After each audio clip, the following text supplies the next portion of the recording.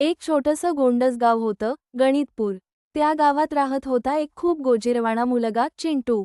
चिंटूला मित्रांसोबत गोष्टी, खाऊ, खेळणी सगळं समान वाटून घ्यायला खूप आवडायचं. एके दिवशी शिक्षकांनी चिंटूला एक काम दिलं, चिंटू, वाटणी म्हणजेच डिव्हिजन कशी करायची ते नीट शिकून ये. चिंटू उत्साहात म्हणाला, हो सर. मी नक्की शिकून येतो.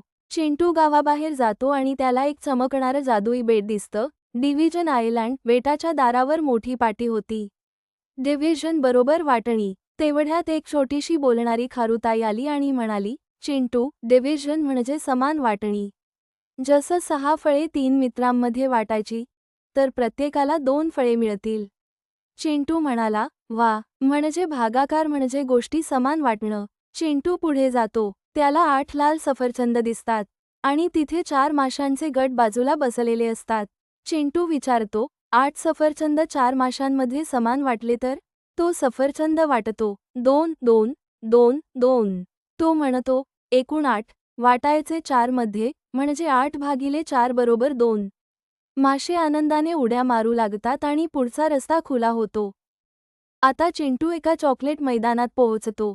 तिथे 12 गोळ्या आहेत आणि एक मोठा फलक आहे. 12 गोळ्या, प्रत्येक गटात 3 गोळ्या पाहिजे आहेत, तर असे किती गट होतील? चिंटू गोळ्या मोजून 3 ते 3 असे गट करून ठेवतो. 3, 3, 3, 3. तो म्हणतो, 12 मध्ये 3 चे 4 गट, म्हणजे 12 भागिले 3 बरोबर 4. चिंटूला पुढे 3 गोंडस कुत्रे दिसतात. त्यांच्यासाठी 9 बिस्किटे ठेवलेली असतात. कुत्री शेपूट हलवत चिंटूकडे बघतात. चिंटू म्हणतो, 9 बिस्किटे 3 कुत्र्यांमध्ये समान वाटली तर 9 भागिले 3 बरोबर 3 बिस्किटे प्रत्येकाला. कुत्र्यांनी चिंटूला धन्यवाद देत प्रेमाने चाटले. शेवटी चिंटू एका मोठ्या जादुई झाडापाशी येतो. तिथून तारे खाली येतात आणि म्हणतात, चिंटू, तू आज डिव्हिजनची 3 रहस्ये शिकलीस. पहिले, डिव्हिजन म्हणजे समान वाटणी. दुसरे, डिव्हिजन म्हणजे गट तयार करणे. तिसरे, डिव्हिजन म्हणजे रिअल लाईफ शेअरिंग. आकाशात मोठ्या अक्षरात दिसते.